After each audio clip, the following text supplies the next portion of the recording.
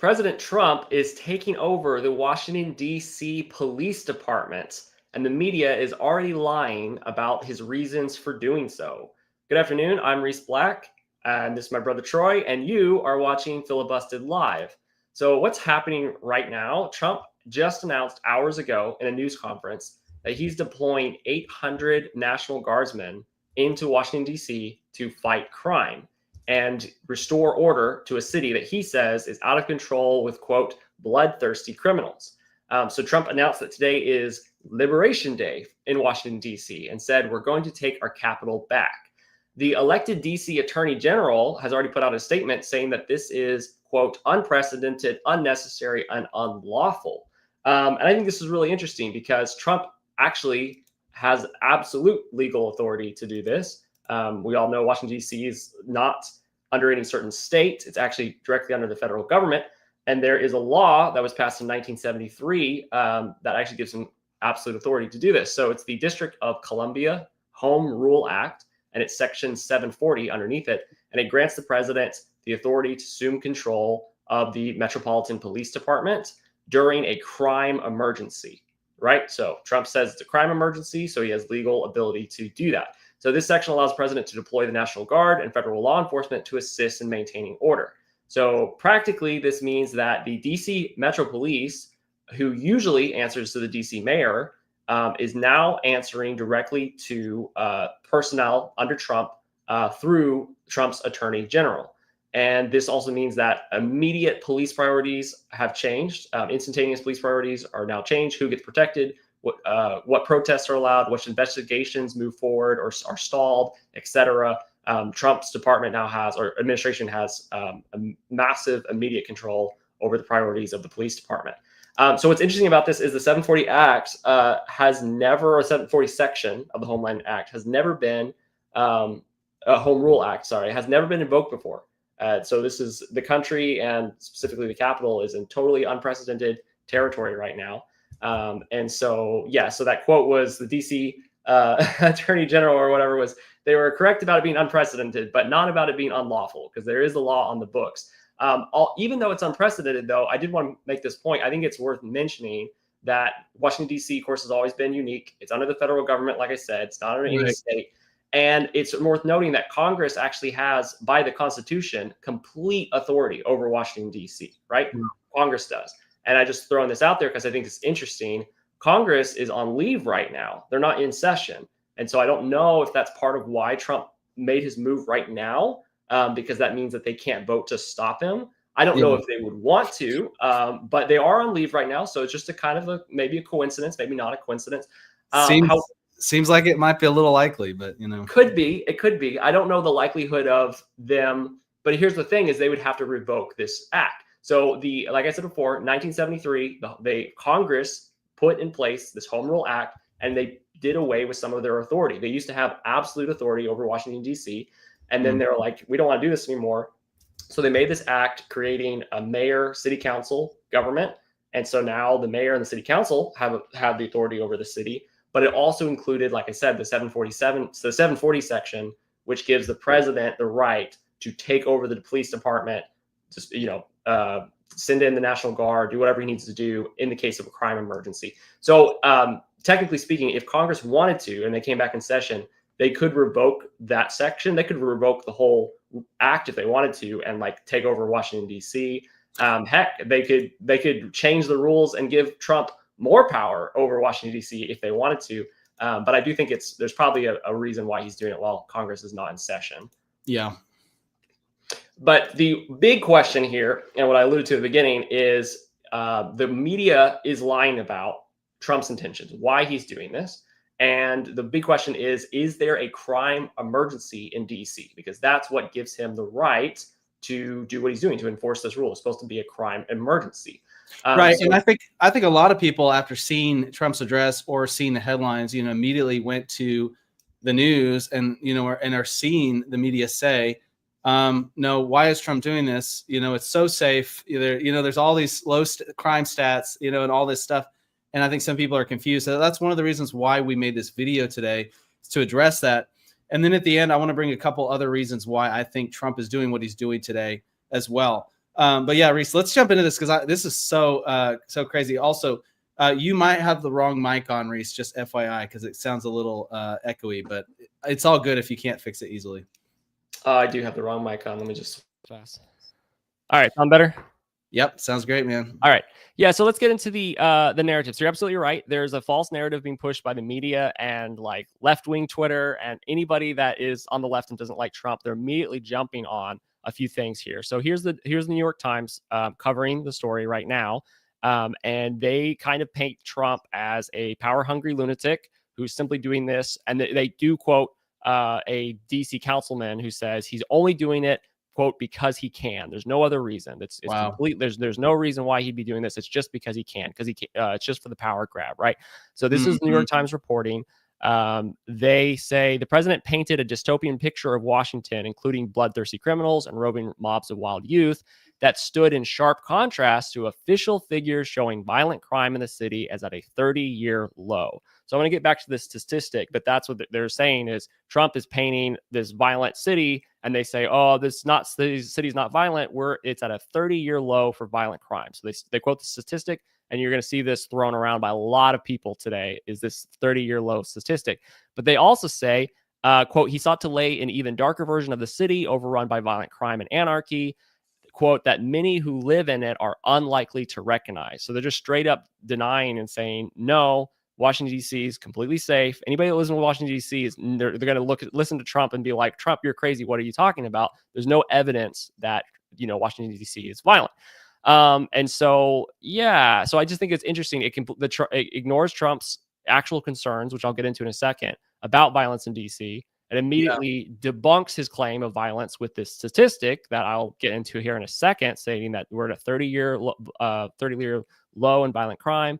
And then they also include two quotes right off the bat, DC city council member and then that DC attorney that I mentioned before, who say that Trump's only doing this because he can, and also even this is unlawful.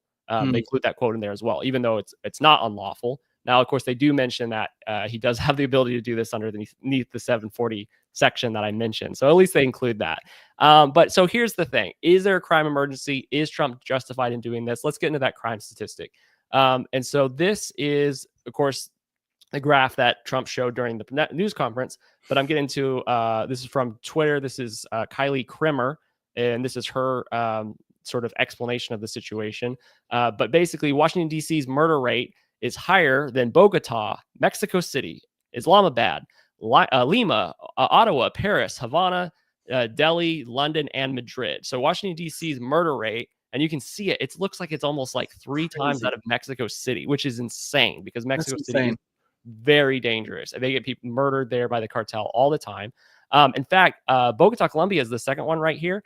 I just looked up Bogota, and they in Colombia, they literally just had a presidential candidate of Colombia just died today from being shot in the head there in the capital. Wow. And so that's the kinds of cities that we're competing with here. And Washington, D.C. is blowing them out of the water. But if this is true, if Washington, D.C. really is a really high murder city, then why the 30-year low violent crime statistic? Well, the reason, one of the reasons lined out by Kylie Krimmer here is that violent crime category is a really broad category and includes bundles, assaults, robberies, SA, and also murders all together, right?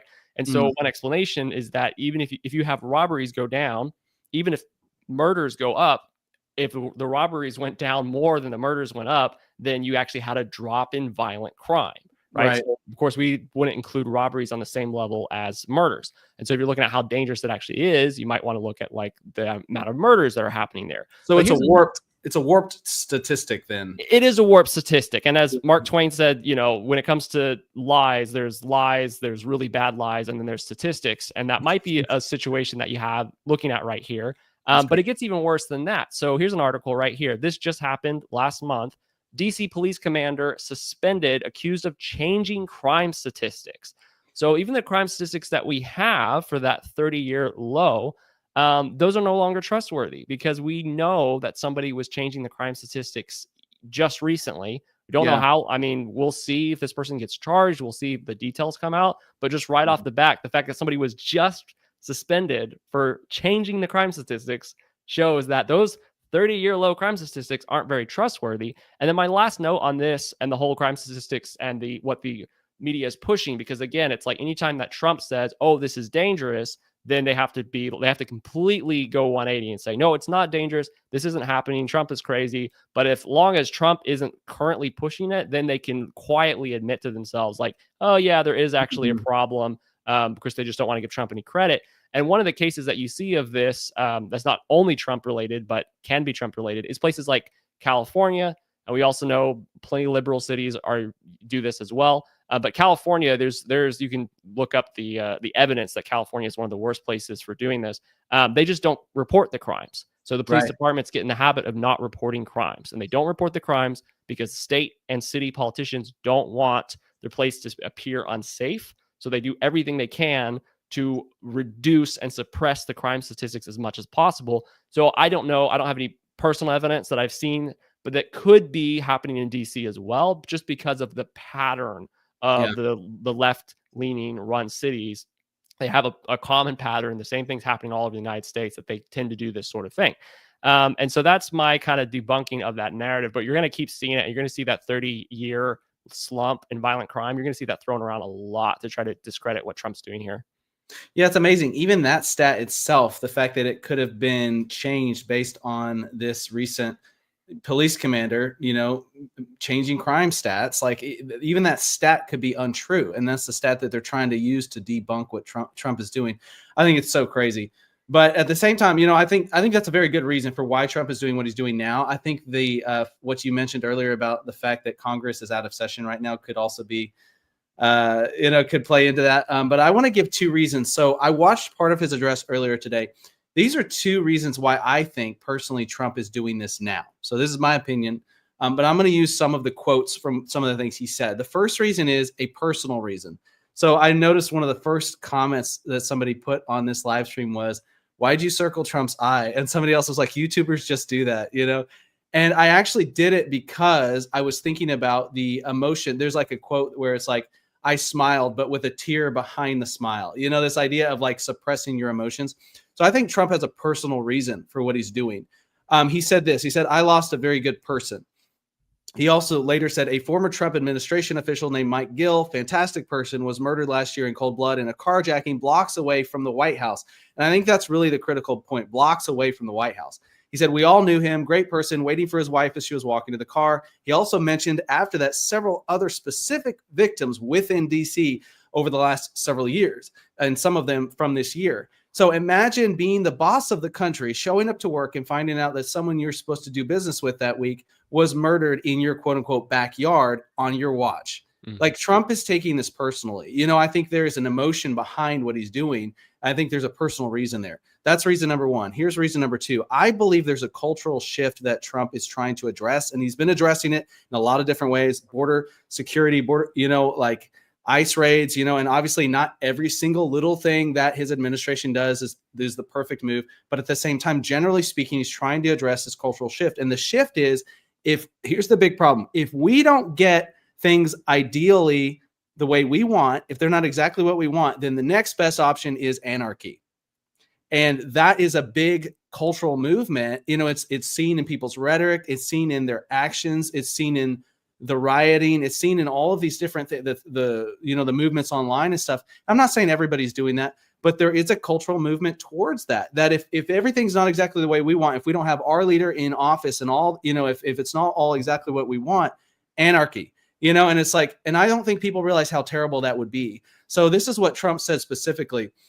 He said it's becoming a situation of complete and total lawlessness. He also mentioned the disregard and the disrespect for law enforcement and authority in general. And I think this is part of the cultural shift that's happened. We've lost our respect for authority in our culture. It says they're standing there and people are spitting in their face, talking about the police officers and the rioters. And he says, and they're not allowed to do anything. He said, but now they are allowed to do whatever the hell they want. Now, I would say I don't support police brutality. And I think Trump went a little too far when he said whatever they want. It's like, no, police should not be allowed to do whatever they want. So there's some subtlety there. I don't believe that they should be allowed to do, but I do believe they should be allowed to defend themselves. I think he's addressing an aspect of degeneration of our society where we label right, wrong, we label wrong, right.